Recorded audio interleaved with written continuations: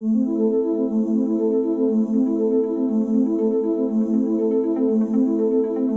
I'm Sophie from Fusion Graduate Consultancy and I'm joined here with Justin, and today we're going to touch a little bit on diversity nudges. So Justin, what exactly do we mean by a diversity nudge? So a diversity nudge is a small action that you can take which supports your organisation with attracting and recruiting a diverse pool of candidates. And we say the term nudge because we recognise within diversity recruitment there's not one single thing that you can do that will change and readdress a balance, but if you do lots of small things, then hopefully you'll reach the outcome that you're looking to achieve. Yeah, exactly. So we've pulled together some small little nudges that you may or may not be doing that can help support your campaign and help increase the diversity and inclusion of your graduates. So Justin, language is a big thing. What impact does that have? Yeah, so we know that the inclusion of certain words in job descriptions, for example, are more likely to appeal to males, and certain words are more likely to appeal to females. So what we encourage organisations to do is to review their job descriptions, their copy, and look to utilise some of the augmented writing platforms that are available, which allows you to put that job description through that platform, and it indicates what the tone is of your advert. So is it a more masculine or feminine tone? And the great thing about these systems is it makes recommendations of certain words which allow you to achieve a more neutral outcome. So if you neutralise your language, if it's gender neutral, it appeals to all, you're more likely to get a better representation of applicants coming through. Yeah, exactly. Another trend that we're seeing is an appeal to non-traditional degree types depending on the stream that you're advertising for. Justin, do you want to expand a little bit on this? Yeah, I think one trend we're seeing this year is organisations are becoming far more open to considering applicants from a broader range of degrees. And I think we're starting to step away from the notion that to go into a certain role you must have studied that direct degree.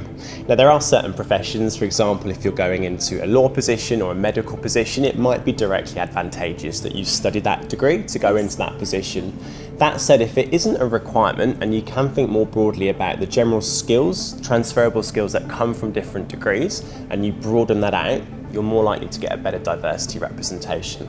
Take engineering for example, I think it's roughly 15% of engineering graduates in Australia are female.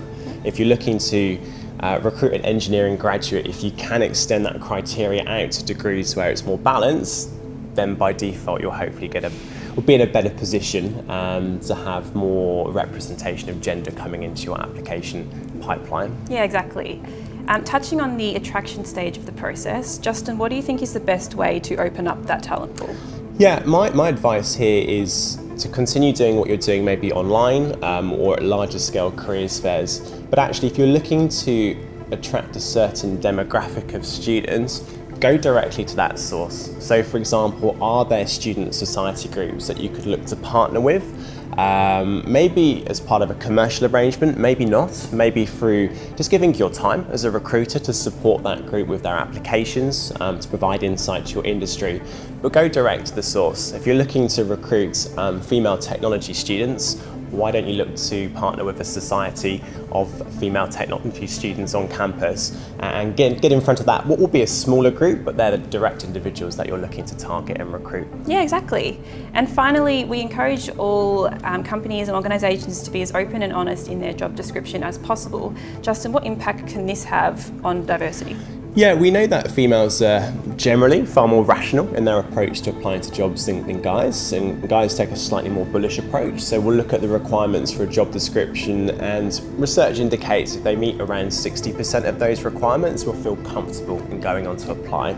For a female, the research indicates it's at least 80% of those requirements. So we'd really encourage you to look through what is essential and absolutely include that in your descriptions. Yep. But if it's something that's nice to have, something that's not directly correlated to success in that role, we would potentially encourage you to just remove that, and then it will stop that barrier of people potentially screening themselves out on a criteria that's maybe not directly relevant either. Yeah, exactly. So those are just some of our recommendations and some small nudges that you might like to implement for your graduate program. If you have any questions, please feel free to reach out.